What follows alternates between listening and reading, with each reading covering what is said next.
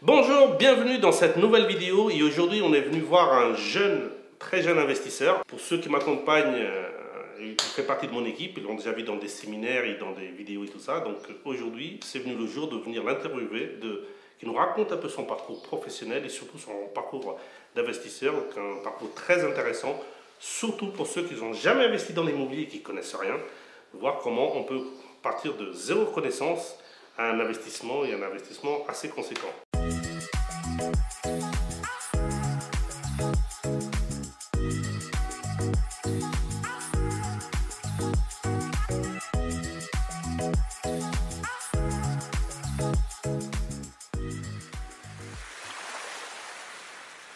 Donc, bonjour Gaëtan. Bonjour Alex.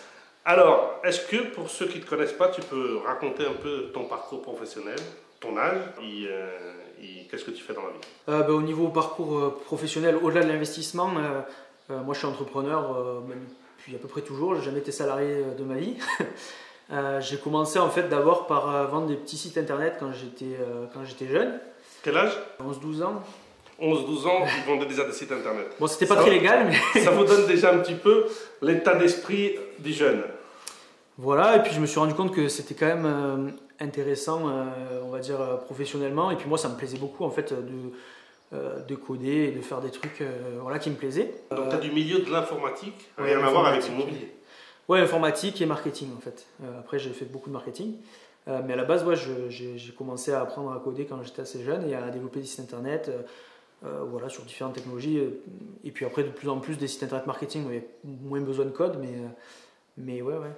Et comment on passe de l'informatique, qui est un monde complètement à part de l'immobilier, comment on passe d'informatique à s'intéresser à l'immobilier?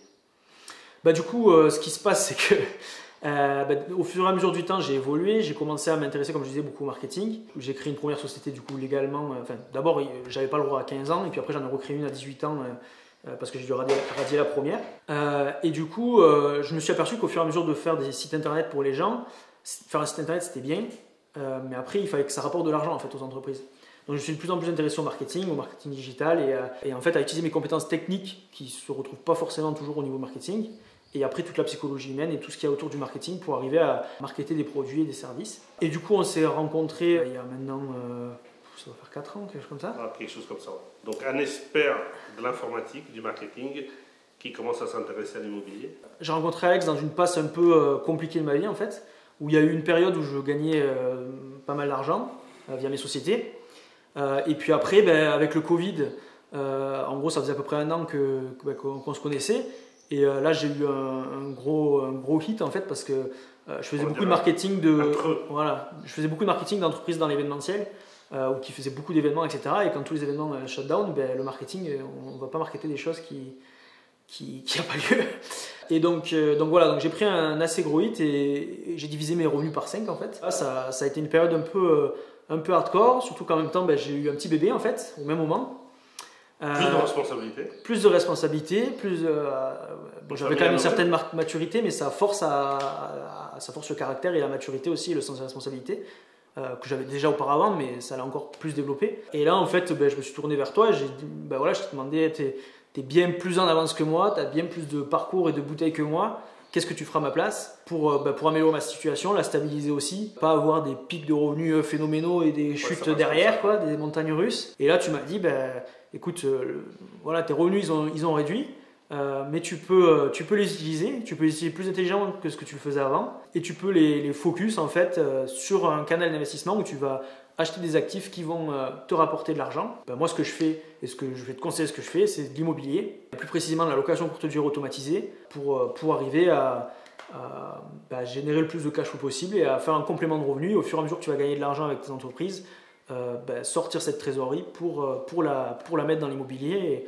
et arriver à développer comme ça un patrimoine et une assise financière qui va te permettre d'être plus sécure et de moins avoir il peut toujours y avoir quand on est chef d'entreprise des variations, mais qu'elles soient moins brutales que ce que tu as pu vivre et préparer en fait toi déjà ton avenir, parce que j'ai 25 ans aujourd'hui, donc j'ai quand même un peu... Ça paraît pas, hein.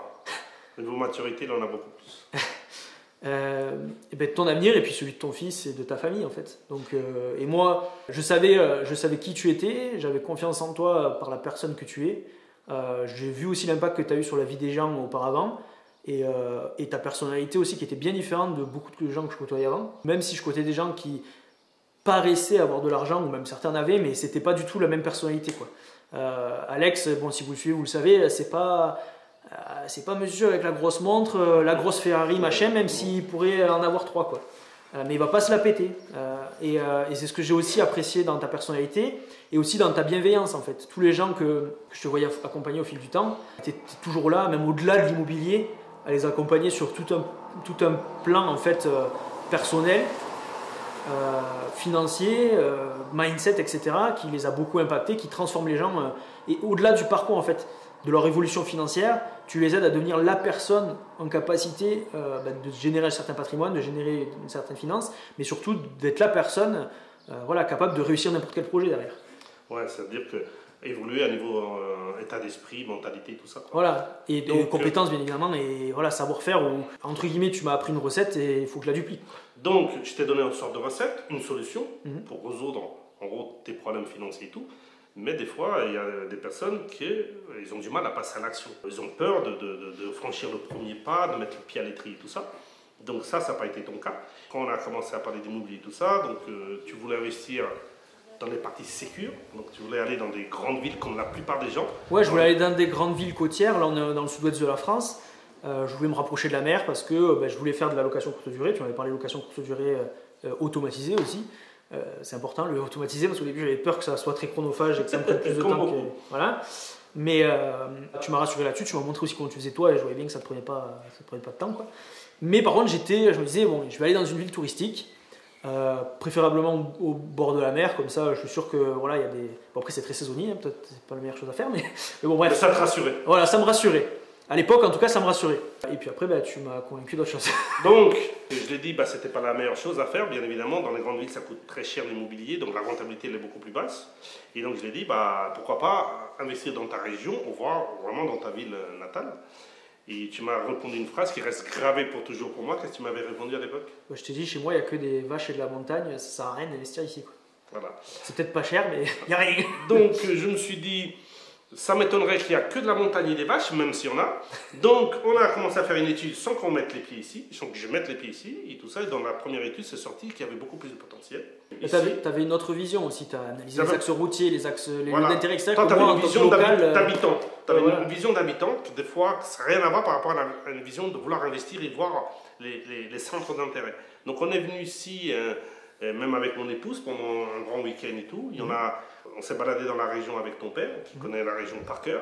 Et toi, tu as été étonné de voir le potentiel de ta région, parce que tu n'avais jamais vu ta région de cet œil-là. Moi, je voyais comme un local à être habitué à des choses que d'autres gens ne sont pas habitués, au niveau de la nature, au niveau des paysages qui sont, que je vois aujourd'hui, magnifiques. Et le fait de voir qu'il y avait des gens, des plaques d'immatriculation qui venaient de l'autre bout de l'Europe, je me suis dit, c'est bizarre quand même qu'il y ait des gens qui font 8000 km pour venir voir la région, quoi. Donc là, ça m'a un peu rassuré. Après, on a vu que voilà, il y avait des hôtels, il y avait tout un tas de choses qui se faisaient. Il y avait d'autres locations courte durée, d'autres LCD qui étaient dans la région, avec des tarifs qui étaient bien au-delà de ce que je pensais, avec des prestations pourtant qui étaient bien en dessous de ce que nous on pratique. J'étais rassuré, mais pas trop rassuré non plus. Donc je me suis dit, je vais acheter un petit studio. Même après avoir, on va dire, relevé au moins une dizaine ou une douzaine de centres d'intérêt dans la région, que ce soit au niveau professionnel ou que ce soit au niveau touristique, j'ai dit que c'était bon. Donc, tu as plus ou moins validé, mais j'ai dit, bon, je vais valider, mais on va quand même commencer tout doucement. Et donc, tu avais commencé à voir... Donc, j'avais commencé à voir dans une ville vraiment pas trop chère, où c'était un petit studio d'une vingtaine de mètres carrés. Et en gros, le projet fini m'aurait coûté 45 000, 50 000 euros. Chose qui s'est passée, c'est que j'allais pour acheter ce studio et avant de l'acheter, je demande à Alex, bon, j'aimerais avoir ton avis, est-ce que tu pourrais revenir dans la région pour jeter un œil et me dire ce que tu en penses. Et en fait, c'était un studio qui était comme c'est là, c'était pratiquement sur les finitions en fait. Et Alex dit, c'est un peu bizarre, on va quand même regarder ce qu'il y a derrière les finitions. Et là, on a vu qu'il y avait pas mal de choses assez bizarres. Et en creusant, et en Alex en forçant, en faisant son petit forcing habituel avec l'agent immobilier, ils nous ont avoué qu'il y avait eu du mérule en fait, qui est une sorte de bactérie qui attaque le bois et tout un tas de matériaux, qui est extrêmement dur à faire partir, qui était venu dans le logement. Et que c'est pour ça qu'il avait été refait à neuf, sauf que derrière, donc déjà ça ressemblait à un chantier abandonné, Je pense que la copropriété, le propriétaire était surendetté par rapport toutes les modifications qu'ils avaient dû faire dans l'immeuble. Et surtout, les travaux au niveau du mérule avaient été faits avec plein de malfaçons. C'est-à-dire que quand on a du mérule, il faut enlever tout ce qui est bois, tout ce qui est matériaux qui peuvent être contaminés. Ben là, juste pour faire des économies, laisser les cadres en bois des portes, ils vont laisser des planchers en dessous des trucs. Enfin, un traitement qui a été catastrophique en fait. Donc c'était pas bon du tout, donc c'était un sorte de piège. Voilà, c'était un piège en fait. C'était du maquillage sur du truc. Et surtout pour un premier investissement, c'était pas rassurant du tout quoi. Ouais, puis ça m'aurait, je pense que j'aurais investi là-dedans, ça m'aurait bien calmé à mon avis. Donc après, je suis parti sur autre chose. Donc Alex me dit, écoute, fais-moi confiance. Moi, je pense que tu devrais faire autre chose. Pour moi, tu peux aller voir un peu plus gros. Pourquoi? Parce que il m'a dit, tu vas sûrement pratiquement autant avoir de problèmes, de galères, même si c'est un peu plus gros avec un plus gros projet, mais ça va être pratiquement aussi dur de faire un petit projet qu'un peu plus gros projet. Moi, je serai derrière toi pour t'aider durant ton parcours. Donc, je pense que tu devrais acheter un peu plus gros et faire quelque chose d'un peu plus conséquent. C'est où on en est ici. Alors, est-ce que tu peux expliquer à personne qui nous regarde qu'est-ce que tu es en train de faire ici? Donc là, on est dans un studio, mais un studio de 5 appartements. Non, un studio qui fait partie de 5 appartements voilà, dans une maison qu'on a divisée. Exactement. Donc c'est une maison qui a été divisée dans une ville aussi plus grande, plus chère que ce que j'avais voulu acheter à la base, mais qui aussi permet de faire une plus-value, qui reste dans la région. Qui reste dans la région et qui reste avec un prix au mètre carré qui est quand même largement inférieur à la plupart des villes parisiennes ou autres. Et qui permet en même temps de se protéger parce que j'ai des gros travaux, donc de pas de risque de moins-value. Et qui en même temps reste, même après travaux, un prix cohérent pour pouvoir faire la rentabilité à la location. Donc en gros, à la base, tu es passé d'avoir peur de ta région à valider que ce soit dans la région. Tu voulais commencer par un studio, tu achètes une maison à diviser en 5 appartements. Voilà, il y a 3 studios, un 2 pièces et un 3 pièces. Donc l'évolution, ça a été énorme par rapport à ça. Bien évidemment, mais comme j'ai vu une capacité à passer à l'action, donc bien évidemment, je me suis permis de le pousser un peu plus loin de ce qu'il pensait au début. Donc bien évidemment, il y a eu un parcours. Donc là, on est bien évidemment qu'on va après faire une autre vidéo pour montrer un peu, on va voir en détail ce qu'il y a dessus, mais en gros, il y a eu un parcours. Souvent, on parle que les choses que une fois fini, les résultats, c'est sexy, bien évidemment, mais il faut aussi parler des problèmes et des obstacles que tu as eu. Alors, les 3 plus gros obstacles que tu as eu dans ce projet-là. La première chose, c'est, on va dire, la recherche s'est plutôt bien passée, j'ai trouvé en quelques mois, 2-3 mois. Voilà, c'est pas rapide, mais c'est pas lent non plus. Là où j'ai eu le premier, on va dire, obstacle à franchir et où il fallait vraiment une détermination, ça a été sur le financement.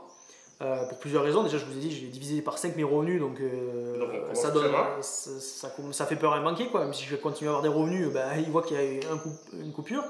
Et en plus, on a augmenté le projet. Donc, non seulement tu avais des revenus qui étaient bas, et on a attaqué un projet plus gros. Voilà, c'est ça. Donc, ça a augmenté la difficulté. Ça a augmenté la difficulté. Deuxièmement, je suis marié à ma femme, et puis elle est tombée enceinte, en fait. Au moment où, comme je vous disais, mes revenus étaient au plus bas depuis très longtemps. Et en ce moment-là, elle ne travaillait pas. Donc, voilà, elle était enceinte avec une grossesse difficile, donc pas de revenus. En plus, elle est canadienne, donc du coup, ils ne prennent pas en compte. Et ça n'aide pas non plus. Et en plus, voilà, certains banquiers m'ont sorti des trucs au niveau de la fiscalité, enfin des trucs aberrants. Du coup, à un niveau, donc des refus de banque, quoi. Voilà, donc je prépare un premier dossier, etc. Après, Alex me conseille au fur et à mesure des refus pour éviter les mêmes erreurs. Et en fait, j'ai eu 12 refus de banque. 12 refus de banque, écoutez bien. 12 refus de banque, c'est énorme. C'est-à-dire que la plupart des personnes qui investissent, dès qu'ils ont 2-3 refus, ils laissent tomber. Qu'est-ce qui a fait que tu n'as pas jeté l'éponge et que tu as été jusqu'au 13e, jusqu'à quel... Je pense qu'il y avait 2 choses majeures qui m'ont aidé à tenir. La première, c'est mon pourquoi. C'est que moi, je faisais tout ça, comme je l'ai dit au début, c'est pour ma famille, mon fils qui venait de naître, ma femme, enfin voilà, prendre soin de ma famille et pouvoir être sûr d'être sécurisé. C'était un pourquoi très fort. C'était un pourquoi très fort dans une situation émotionnelle où quand on passe de gagner 20 000 € par mois à diviser par 5, ça fait bizarre. Ça m'a complètement switché mes croyances et il fallait que les choses changent. J'étais dans une situation très inconfortable et en même temps, je voyais ce qui était possible. Donc cette dichotomie entre ma situation qui était inconfortable et ce qui était possible de faire en se bougeant m'a permis de tenir et m'a donné un pourquoi très fort qui était pour ma famille. J'en ai rien à faire d'avoir une Porsche ou une Ferrari. C'est pas un pourquoi qui va me pousser autant, je pense, que le pourquoi que j'avais. Donc ça, c'est la première chose, je pense, qui a été très importante et qui m'a drivé tout le long de mon parcours. La deuxième chose, c'est toi. c'est que quand il y a un Alex derrière vous qui au bout du 10e refus de banque où tu dis bon peut-être que le projet est un peu trop gros, il faudrait que je revoie mon truc, qui vous dit bah non, tu continues et puis tu vois. Tant qu'on n'a pas fait le tour de toutes les banques qui existent en France, on voilà, continue. Et en France, et en plus tu m'as dit au pire on ira voir au Portugal. Donc voilà, donc en fait j'ai pas lâché jusqu'à ce qu'on trouve des solutions pour. Est-ce que ça, déjà ce parcours-là, de ne pas avoir lâché, d'avoir un pourquoi fort et d'aller au bout, y réussir, est-ce que après dans ta vie professionnelle, privée, ça t'a aidé? Exactement, j'allais rebondir dessus en fait parce que c'est super important. Surtout, j'allais dire les personnes de mon âge, on est habitué à l'instantanéité, on est habitué à ce que les choses aillent vite, on est habitué à ce que en gros un truc nous plaît pas, on change vite. Moi dans le milieu du digital, je sais pas, j'en suis une campagne de publicité, elle marche pas, c'est pas grave, je passe à la suivante et puis on s'en fout, on passe au prochain. Dans l'immobilier, c'est un peu plus compliqué que ça.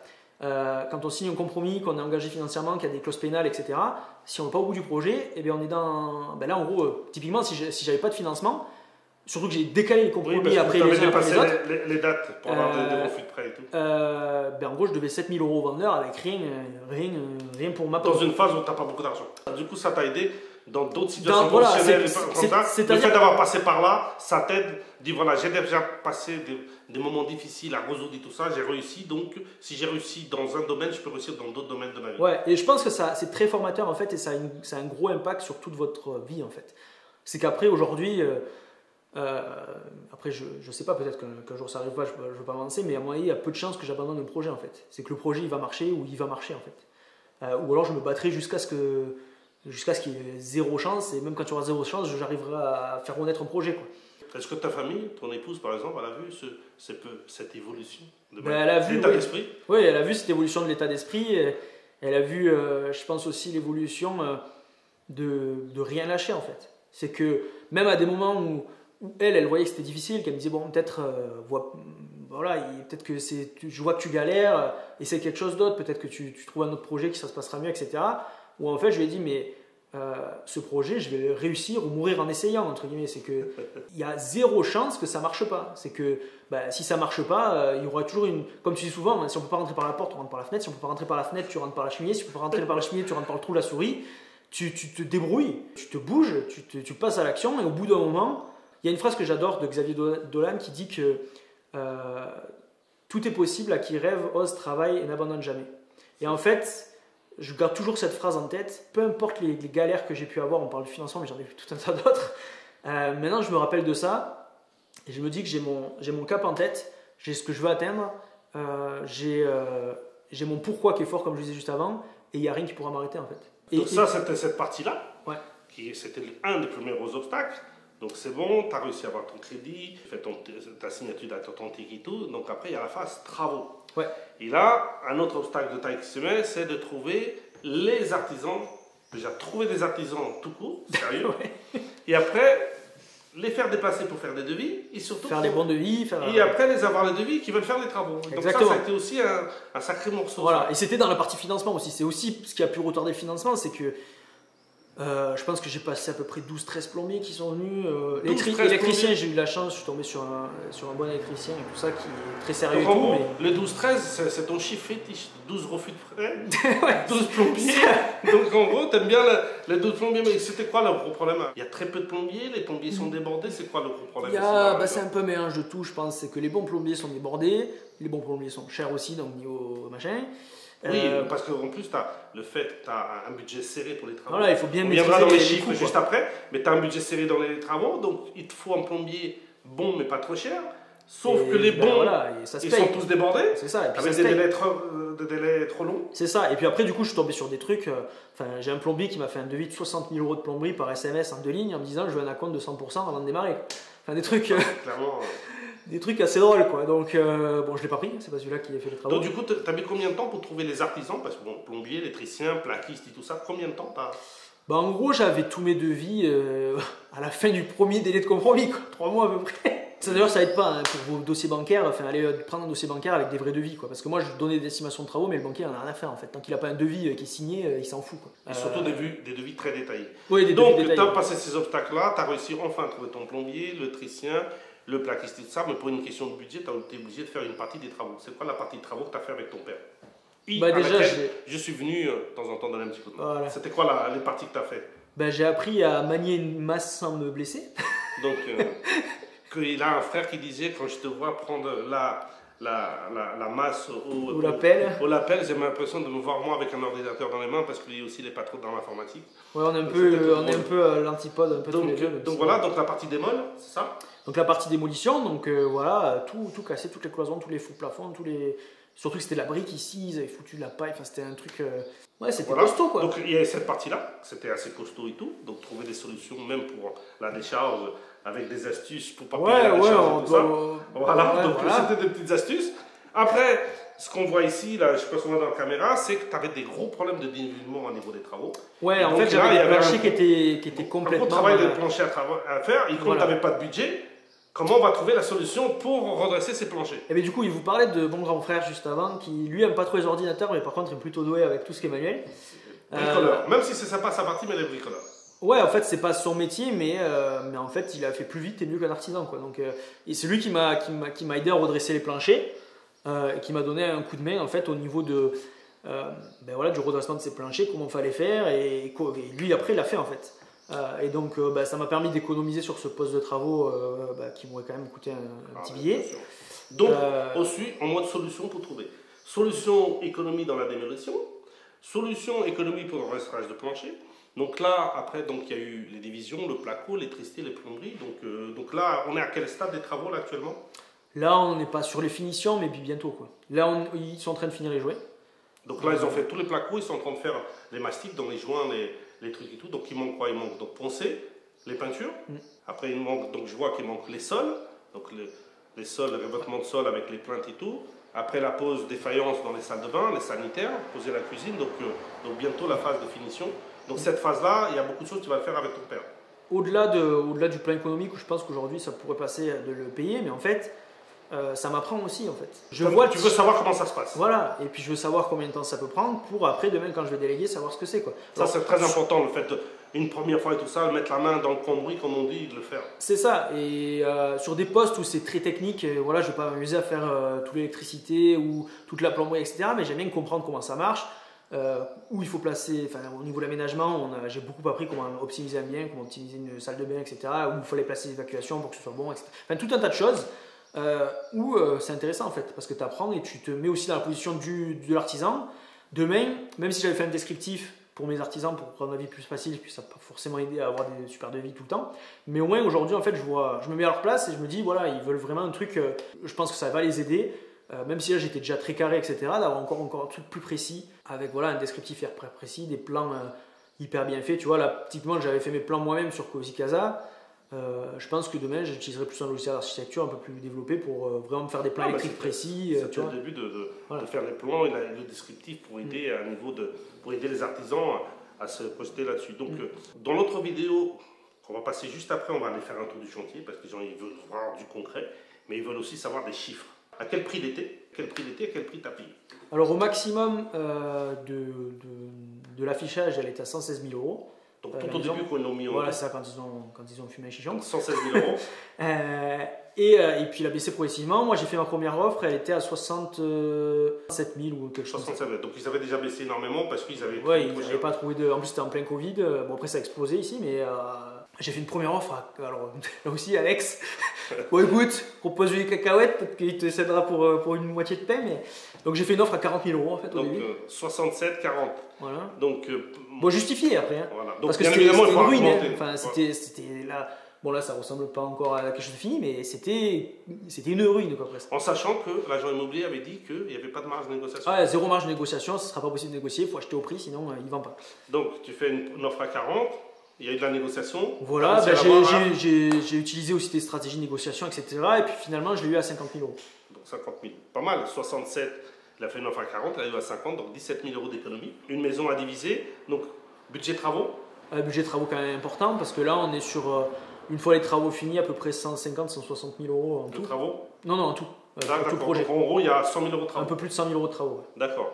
Donc 50 000 euros d'achat. Avec frais de notaire, frais de garantie 7-8 000 euros, 57-58 000 euros.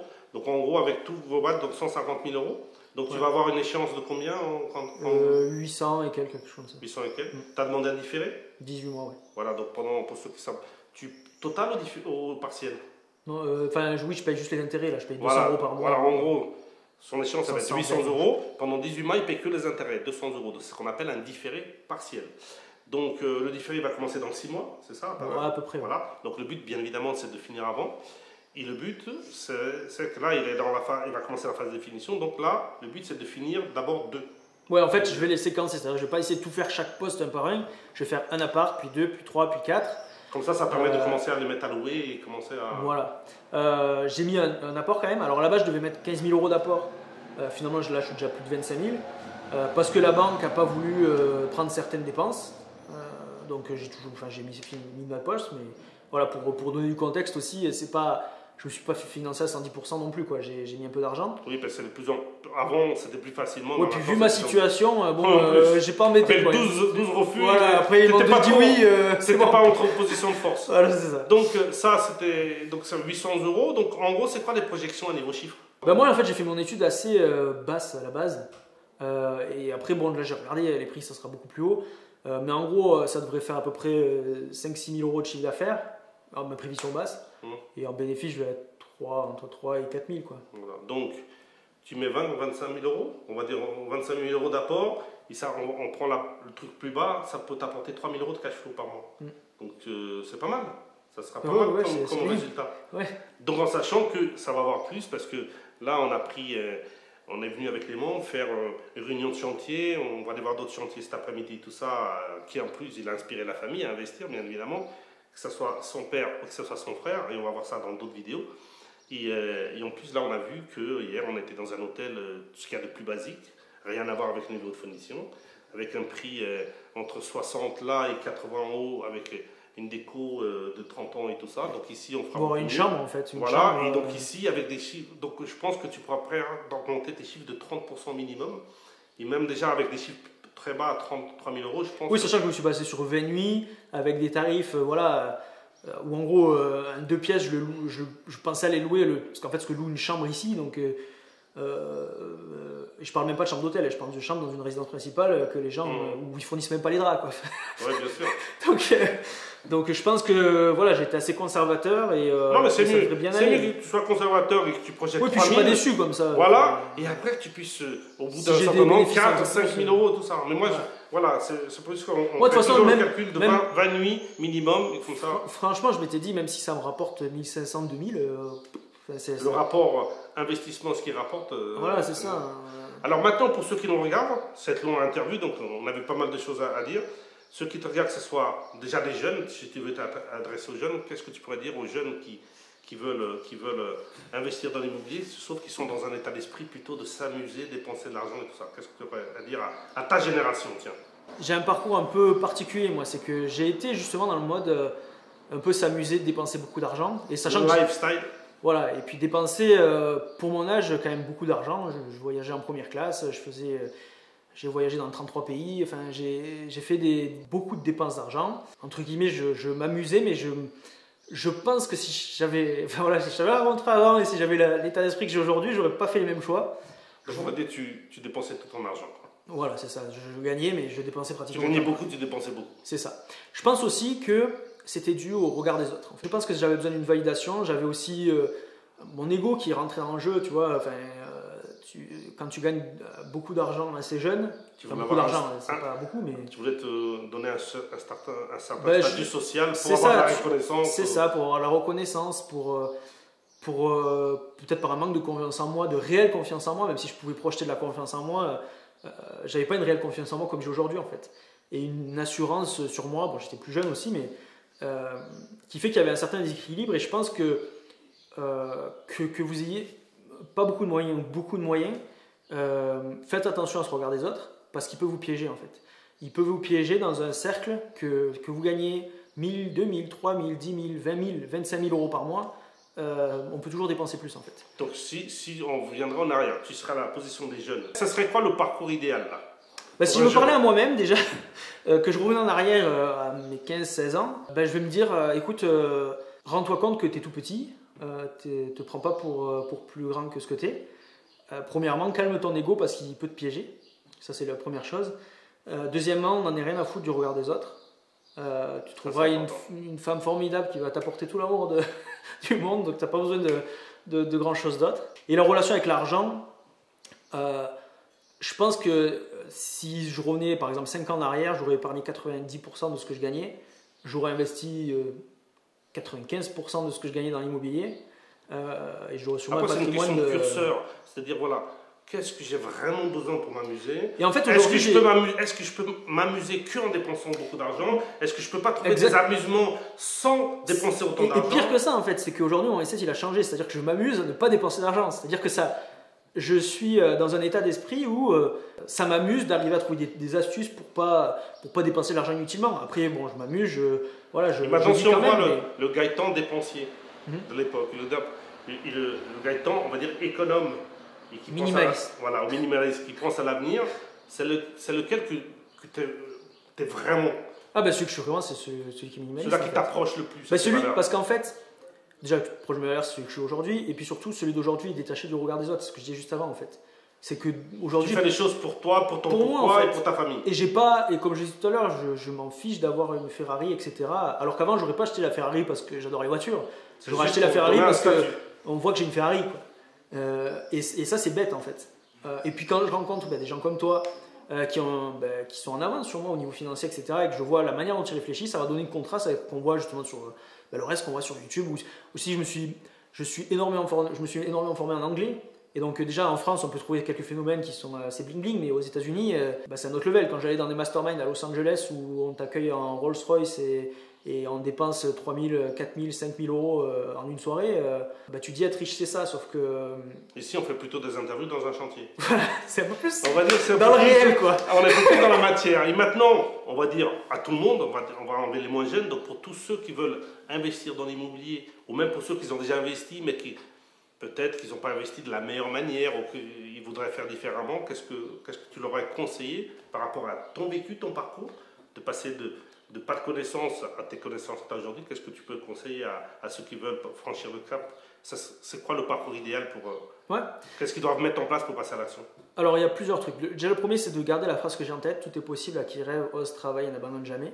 Gardez ça en tête et quoi que vous fassiez dans les moments durs ou plus difficiles, souvenez-vous-en. Deuxièmement, formez-vous. J'ai pas la science infuse, je savais que dalle à l'immobilier. Ça donne du sens à la phrase « je ne sais pas ce que je ne sais pas ». Voilà, c'est ça.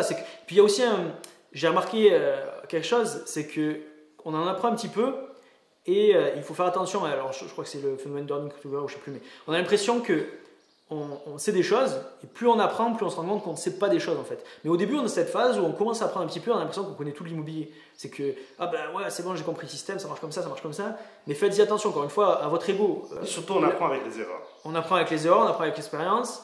Moi aujourd'hui, et même si j'ai quand même fait un chantier assez important, pour moi dans ma tête je connais encore rien à l'immobilier et il va me falloir encore 20 ans peut-être pour comprendre comment ça marche vraiment en fait. Te ressembler un petit peu, c'est pas pour rien que tu as ton niveau aujourd'hui, ça fait 30 ans que tu investis.